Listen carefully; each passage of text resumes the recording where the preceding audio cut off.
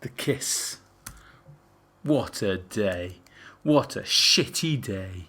A day that Georgie was glad to put behind her. The day had started badly when she'd realised she'd left her headphones at home. That meant for the whole day she had to listen to the soundtrack of the town and office rather than the soundtrack of her MP3 shuffle feature. There was no skip button in real life. Then there were the boring meetings, the shitty appraisal with her shitty boss, which had gone well, but she hated the way he looked at her. And finally the cancelled date with Eric.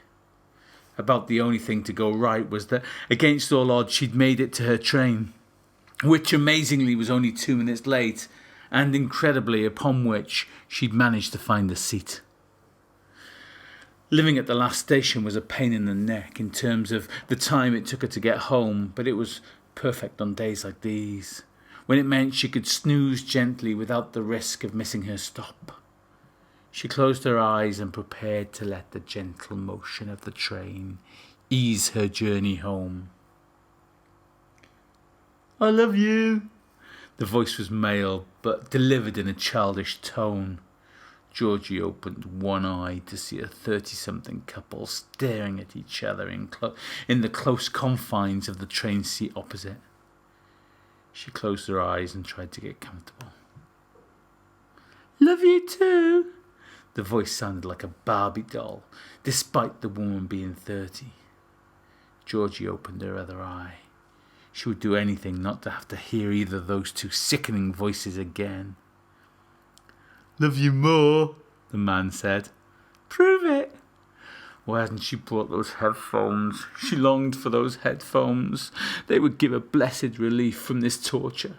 She was even wondering if missing this train might have been better.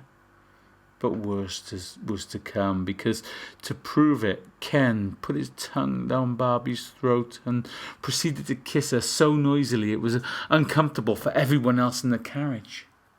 It was a real get a room moment. Georgie tutted loudly, others tutted loudly, but their passive aggression went unnoticed by the amorous couple. The lovebirds sounded like pigs at feeding time with their slurping and grunting and moaning. Georgie would have given them a whack with her umbrella if she hadn't forgotten it along with their headphones. Georgie noticed he had a ring on his finger, but she didn't. He was married to someone else. Right, she was going to get even. As subtly as she could, she manoeuvred her phone into a position to get a photo of the couple, and then put it on Twitter. "Male cheating on his wife. Let's name and shame. #cheaters," she wrote. Then she closed her eyes and tried to ignore the merry couple. But it was impossible. The slurping ruined any prospect of sleep. She checked her phone. Her tweet had been shared over 50 times already, and there were at least 25 retweets suggesting names, and at least 10 of those were the same name. She smiled to herself. That would teach him. To her great relief, the train rolled into the next station the pair made to get off. "Hey, don't forget we're stopping at the jeweller's," the woman said, her voice back to normal. "Oh yeah, they should have adjusted your wedding ring by now," he said, also sounding like a grown-up.